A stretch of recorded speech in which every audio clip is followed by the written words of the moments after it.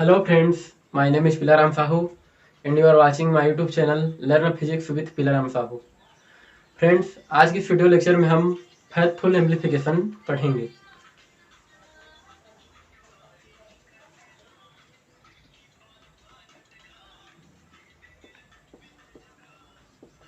Faithful amplification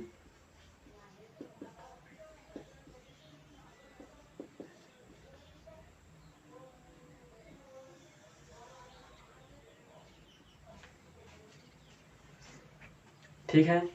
basically जो transistor होता है उसका काम होता है एम्प्लीफिकेशन करना। जो भी ट्रांजिस्टर रहता है उसमें हम कोई भी एक वीक सिग्नल अप्लाई करते हैं और ट्रांजिस्टर कुछ प्रोसेसेस करके हमें स्ट्रॉन्ग सिग्नल प्रोवाइड करता है। तो इस प्रोसेस को एम्प्लीफिकेशन कहते हैं। ठीक है, मतलब वीक सिग्नल को स्ट्रेंथ सिग्नल में मतलब बदलने की जो प्रक्रिया है उसे एम्प्लीफिकेशन कहते हैं। जैसे मान लीजिए कोई ट्रांजिस्टर है, इस तरह से एक एनपीएन ट्रांजिस्टर कंसिडर करते हैं सी मोड में।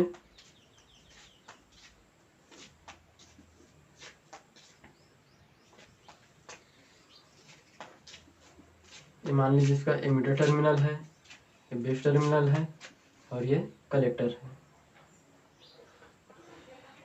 यहाँ से मान लीजिए इसको सिग्नल दिया जाता है। सिग्नल मान लेते हैं साइनसोइडल सिग्नल है। ठीक है,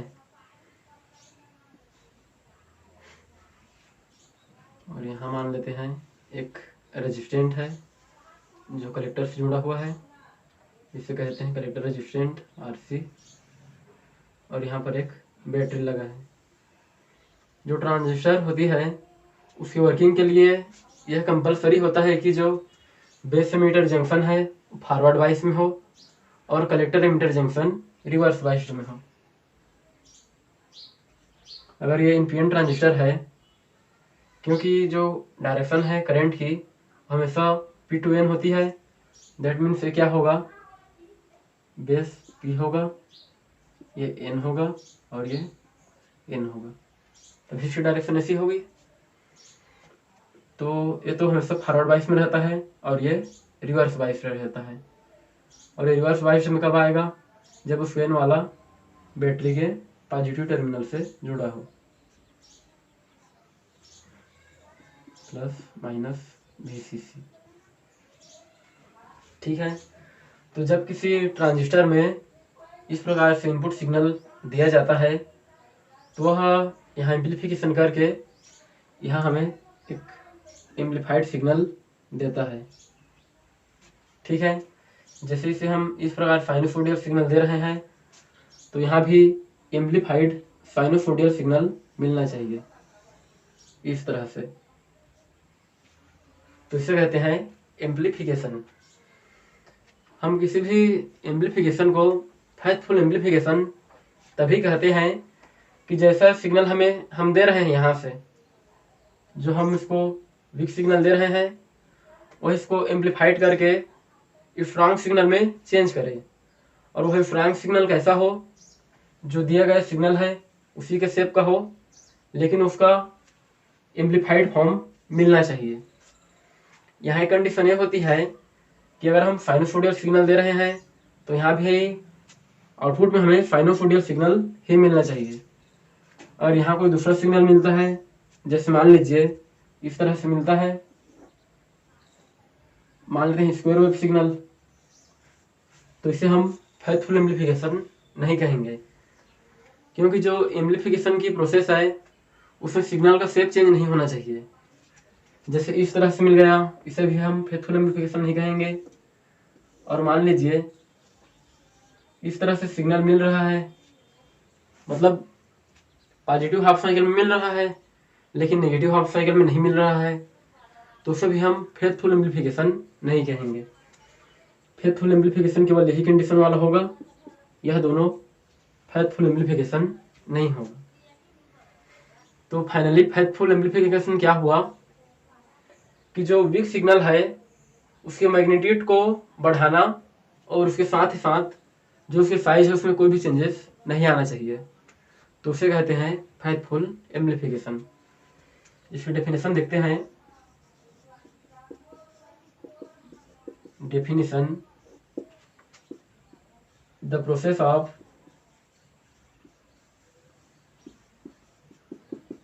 increasing magnitude of signal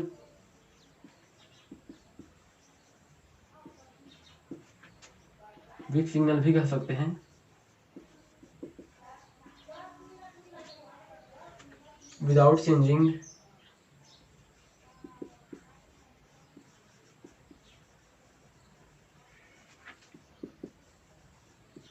in its shape is known as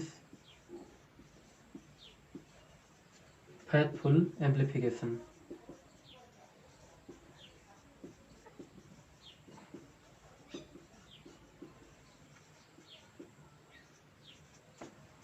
ठीक है। The process of increasing magnitude of weak signal without changing in its general shape is known as faithful amplification. मतलब जो weak signal है इसके shape को change किए बिना ही इसके मैग्नीट्यूड को बढ़ा देना फेथफुल एम्प्लीफिकेशन कहलाता है।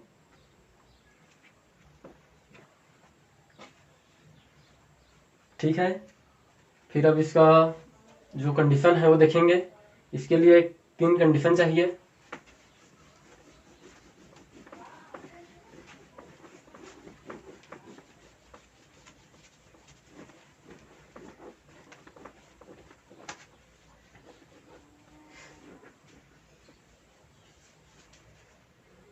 अभी आप बस कॉन्सेप्ट को समझिए, मैं आपको इसका नोट डिस्क्रिप्शन में प्रोवाइड कर दूंगा।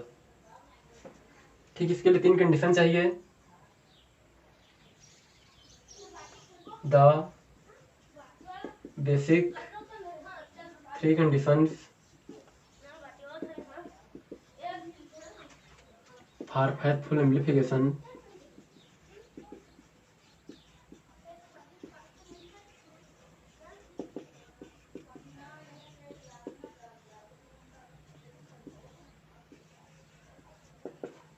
ठीक है। फेथफुल एम्प्लीफिकेशन के लिए 3 कंडीशन सेटिस्फाइड होना चाहिए। फर्स्ट कंडीशन है proper zero signal collector current.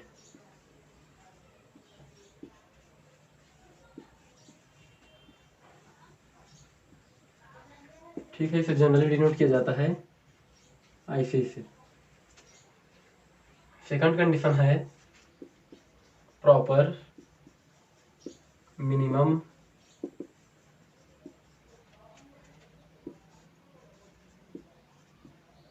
Base emitter voltage at any instant. Third है proper minimum collector emitter voltage at any instant. ठीक है, फेथफुल एम्प्लीफिकेशन के लिए ये तीनों कंडीशन सेटिस्फाइड होना चाहिए।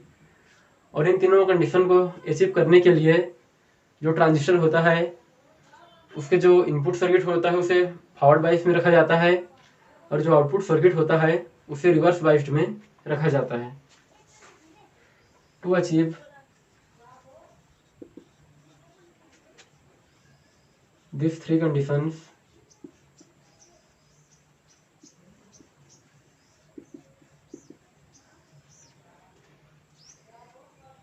to achieve these 3 conditions, the base emitter circuit is forward biased and collector emitter junction is reverse biased. ठीक है, तो जो ये 3 कंडीशन है, proper zero signal collector current, proper minimum base emitter voltage at any instant, proper minimum collector emitter voltage at any instant, इन तीनों condition को achieve करने के लिए जो ट्रांजिस्टर होता है उसके बेस एमिटर जंक्शन को फॉरवर्ड बाइस में रखा जाता है और जो कलेक्टर एमिटर जंक्शन होता है उसे रिवर्स बाइस्ड में रखा जाता है। It is known as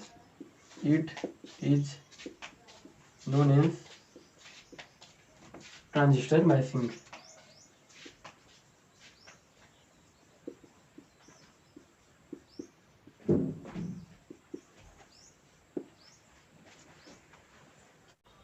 zero signal collector current, इसको डिटेल्स में समझेंगे। इसे समझने के लिए एक एनपीएन ट्रांजिस्टर कंसीडर करते हैं कॉमन एमिटर मोड में।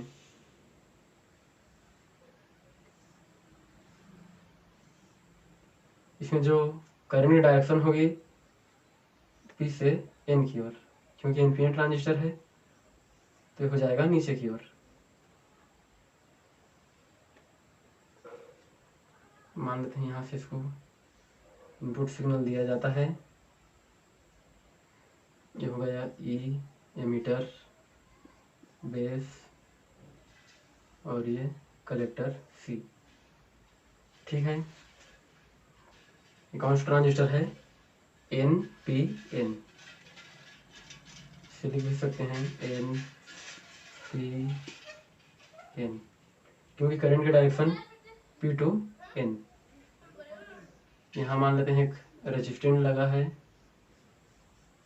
इस तरह से, कलेक्टर रेजिस्टेंस आरसी।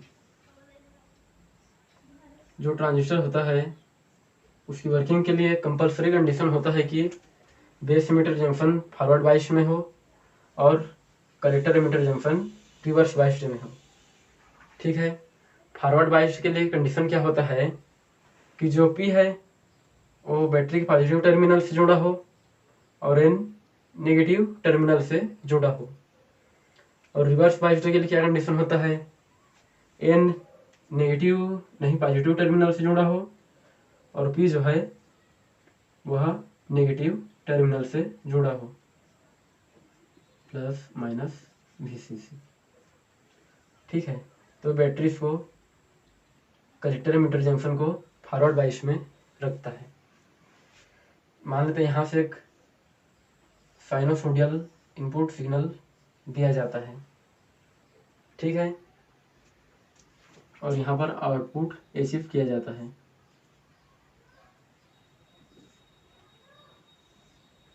ठीक है,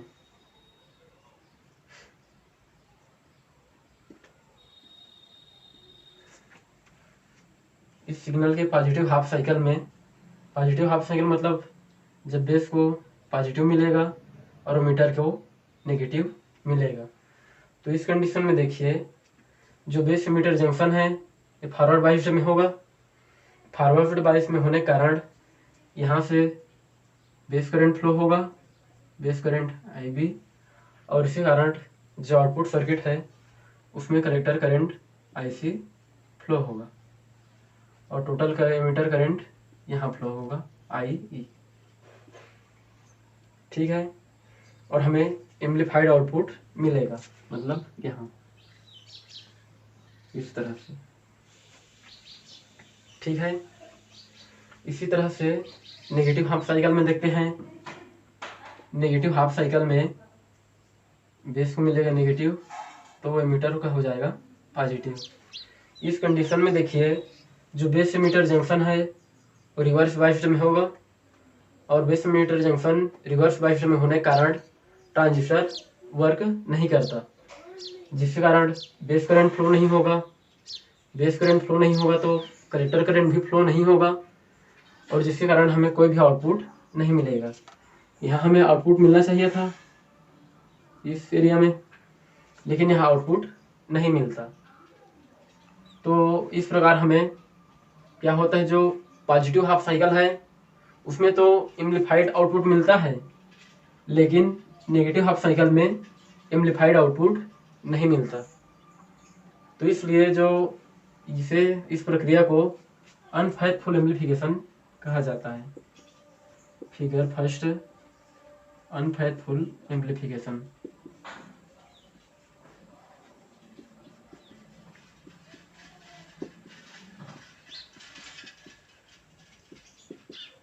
ठीक है, लेकिन हमें फेथफुल एम्प्लीफिकेशन चाहिए, तो इसके लिए हम क्या करेंगे? इस प्रक्रिया को समझने के लिए जो सर्किट सेम है, इसी तरह से एक सर्किट लिया जाता है। इसमें केवल एक ही डिफरेंस होता है, उसमें एक बेस बाइस बैटरी यहाँ लगा देते हैं, और जो बैटरी होता है उसका मैग्नीट्यूड बेस मीटर जंक्शन को हमेशा फॉरवर्ड बाइस्ड में रखता है। यही जो बैटरी है, इसका जो वोल्टेज है, इसको बेस मीटर जंक्शन को हमेशा फॉरवर्ड बाइस्ड में रखता है, चाहे आप उसको पॉजिटिव हाफ साइकिल में सिग्नल दो या नेगेटिव हाफ साइकिल में सिग्नल दो। इसका मैग्नीट्यूड इस प्रकार से सिलेक्ट किया जाता है कि वह इस इनपुट सर्किट को हमेशा फॉरवर्ड बाइस्ड में रखे। यहाँ पर एक और बैटरी लगा रहता है, वो इसको रिवर्स बाइस्ड में रखता है, plus minus plus minus minus plus VCC। ठीक है, ये वाला कंडीशन है figure second, faithful amplification. Faithful amplification. ठीक है, मान लेते हैं यहाँ से इसको इनपुट सिग्नल दिया जाता है प्रीवियस केस की तरह ही, इस तरह से, और बना लेते हैं इस तरह से। ठीक है, तो पॉजिटिव हाफ साइकिल में क्या होगा? यहाँ से इसको पॉजिटिव और यहाँ से नेगेटिव मिलेगा। तो देखिए, जो बेस मीटर जंक्शन है उसको तो जो भी है इसको ऑलरेडी फॉरवर्ड बाइस में रखता ही है। अगर हम इसको पॉजिटिव हाफ साइकिल और दें तो क्या होगा? Base emitter junction more forward biased हो जाएगा, जिसके कारण एक करंट IB फ्लो होगा बेस सर्किट में, और यहाँ से कलेक्टर करंट IC फ्लो होगा। टोटल करंट रहेगा IE। ठीक है, और हमें एम्प्लीफाइड आउटपुट मिलेगा। मान लेते हैं ये है आउटपुट वाला। ठीक है, तो जो ये टाइम है और ये कलेक्टर करंट IC है। जो बैटरी भी होता है वो कलेक्टर करंट के मान को इंक्रीज कर देता है। मतलब ये हमेशा नॉर्मल कंडीशन में जब इसको बाइस नहीं किया जाएगा तो भी यहाँ एक फ्लो होते रहता है। ठीक है, यहाँ तक। तो जीरो सिग्नल कलेक्टर करंट क्या है? जब किसी भी सर्किट में कोई सिग्नल अप्लाई नहीं किया जाता फिर भी एक करंट फ्लो होते रहता है, जिसे जीरो सिग्नल कलेक्टर करंट कहते हैं। ठीक है, जैसे अगर हम इसको यहाँ से इनपुट सिग्नल नहीं देते तो फिर भी इस बैटरी भी के कारण जो करंट इसमें फ्लो होता है उसे कहते हैं जीरो सिग्नल कलेक्टर करंट। ठीक है, पॉजिटिव हाफ साइकिल में क्या होगा? ये मोर फॉरवर्ड बाइस्ड हो जाएगा और इसमें करंट फ्लो होने लगेगा। तो इसका जो पॉजिटिव हाफ साइकिल है इस तरह से इसमें मिलेगा, और जो नेगेटिव हाफ साइकिल है उसमें क्या होगा? ये माइनस में आ जाएगा, ये प्लस में। लेकिन हम देखें कि इसका कंडीशन होता है कि बैटरी भी इतना लिया जाता है कि इसको हमेशा फॉरवर्ड बाइस में ही रखता है, चाहे उसको पॉजिटिव हाफ साइकिल दिया जाए या नेगेटिव हाफ साइकिल। तो इस कंडीशन में क्या होगा? जो कलेक्टर करंट है उसका मान कम होगा। ठीक है, लेकिन आउटपुट में भी एग्जिस्ट करेगा। तो फाइनली क्या हुआ? जब हम पॉजिटिव हाफ साइकिल देते हैं तो भी हमें एम्प्लीफाइड सिग्नल मिलता है, और नेगेटिव हाफ साइकिल में भी एम्प्लीफाइड सिग्नल मिलता है। तो इस प्रोसेस को कहते हैं फेथफुल एम्प्लीफिकेशन। इसके लिए एक कंडीशन होती है कि जो जीरो सिग्नल कलेक्टर करंट है, जीरो सिग्नल, ठीक है, जीरो सिग्नल कलेक्टर करंट, इसका जो वैल्यू है वो होता है greater than or equal to IC max, ठीक है, when signal applied, when signal applied, ठीक है। मेन कंडीशन है, ये कंडीशन जब सेटिस्फाइड होता है तभी हमें फेथफुल एम्पलीफिकेशन मिलता है। मतलब जो जीरो सिग्नल कलेक्टर करंट का मान है उसका मान IC मैक्सिमम से बड़ा होना चाहिए। और IC मैक्सिमम क्या है, जब उसको सिग्नल दिया जाता है तब जो करंट फ्लो होता है वो है IC maximum collector current. Second condition है प्रॉपर मिनिमम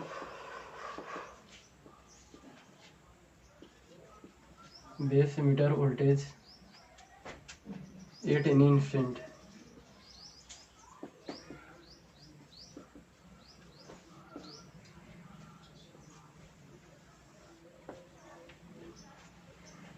ठीक है, अगर हम फेथफुल एम्पलीफिकेशन अचीव करना चाहते हैं तो जो बेस एमिटर वोल्टेज है एक निश्चित मान से अधिक ही होना चाहिए, और वो मान होता है जर्मेनियम के ट्रांजिस्टर के लिए 0.5 वोल्टेज। अगर ट्रांजिस्टर सिलिकॉन का बना है तो उसके लिए बेस एमिटर वोल्टेज मान मिनिमम 0.7 वोल्टेज होना चाहिए, क्योंकि ये जो वैल्यू है ये उनके पोटेंशियल बैरियर का मान है। अगर इससे उसका मान कम रहेगा तो करंट क्या होगा, वोल्टेज के बढ़ने के साथ साथ धीरे धीरे बढ़ता है, और जैसे ही वह वैल्यू, मतलब जो बेस एमिटर वोल्टेज है इसका मान इस डिफाइनाइट वैल्यू से थोड़ा सा बढ़ेगा तो करंट क्या होगा, तेजी से बढ़ना स्टार्ट हो जाएगा। जैसे मान लीजिए अगर ट्रांजिस्टर बना है सिलिकॉन से, सिलिकॉन के लिए समझते हैं इसे, ये मान लेते हैं VBE है और एक कलेक्टर करंट IB है। तो जैसे ही वोल्टेज का मान 0.7 वोल्टेज से कम होता है तो करंट इस तरह से धीरे धीरे बढ़ता है, कब तक, जब तक इसका मान 0.7 वोल्टेज ना हो जाए। और जैसे ही इसका मान 0.7 वोल्टेज होता है फिर अब वोल्टेज को बढ़ाने पर करंट तेजी से बढ़ने लगता है। ठीक है, अगर हम फेथफुल एम्पलीफिकेशन प्राप्त करना चाहते हैं तो जो बेस एमिटर वोल्टेज है वो सिलिकॉन के लिए जर्मेनियम के लिए 0.5 वोल्टेज से अधिक होना चाहिए, और सिलिकॉन के लिए 0.7 वोल्टेज से अधिक होना चाहिए। नेक्स्ट है proper minimum collector emitter voltage at any instant. ठीक है, जो कलेक्टर एमिटर वोल्टेज है इसका भी मान, अगर ट्रांजिस्टर जर्मेनियम का बना है तो इसका मान 0.5 वोल्टेज से अधिक होना चाहिए। अगर ट्रांजिस्टर सिलिकॉन का बना है तो इसका मान 0.1 वोल्टेज या उससे अधिक होना चाहिए, तभी हम ट्रांजिस्टर से फेथफुल एम्पलीफिकेशन प्राप्त कर सकते हैं। ठीक है, इसे भी करो से समझते हैं। VCE कलेक्टर करंट IC किसके लिए है, सिलिकॉन के लिए। जब तक इसका मान 1 वोल्टेज से कम रहता है इस तरह से धीरे धीरे बढ़ेगा, और जैसे ही इसका मान 1 वोल्ट हो जाएगा करंट जो है इस तरह से तेजी से बढ़ने लगेगा। ठीक है, अब हम वह कंडीशन देखते हैं जब इसका मान 1 वोल्टेज से कम हो तब क्या होगा। जनरली ट्रांजिस्टर जो है इस तरह से होता है, E बी सी। तो जो इसका बेस एमिटर जंक्शन होता है ये होता है फॉरवर्ड बायस इस तरह से। अगर एक इसका बना है एन पी एन इस तरह से है तो ये हो जाएगा नेगेटिव टर्मिनल और ये पॉजिटिव टर्मिनल। इस तरह से ये होगा बेस मीटर बी भी। और जो कलेक्टर एमीटर जंक्शन है इसे रिवर्स बायस में होना चाहिए, प्लस माइनस इस तरह से VCE। ठीक है, तो यहाँ देखिए जब जो VCE का वैल्यू है वह 1 वोल्ट से कम हो सिलिकॉन के लिए, तो जो चार्ज कैरियर एमीटर एमिट करेगा उसको कलेक्टर कलेक्ट नहीं कर पाएगा, जिसके कारण क्या होगा, ये सभी चार्ज जिन्हें कलेक्टर में जाना चाहिए वो कलेक्टर में ना जाकर बेस में चले जाएंगे। उसके कारण क्या होगा, बेस करंट तो बढ़ेगा लेकिन कलेक्टर करंट नहीं बढ़ेगा, जिसके कारण जो करंट गेन का मान है बीटा इक्वल टू IC/IB, इसकी वैल्यू जो है कम हो जाएगी और फाइनली हमें फेथफुल एम्प्लीफिकेशन नहीं मिलेगा। ठीक है, तो अगर हम फेथफुल एम्प्लीफिकेशन प्राप्त करना चाहते हैं तो तीनों बेसिक कंडीशन सेटिस्फाइड होना चाहिए। एक जीरो सिग्नल कलेक्टर करंट, दूसरा proper minimum base emitter voltage 18 instant और तीसरा proper minimum collector emitter voltage 8 instant. ठीक है, जब ये तीनों कंडीशन सेटिस्फाइड होता है तो हमें फेथफुल एम्प्लीफिकेशन मिलता है।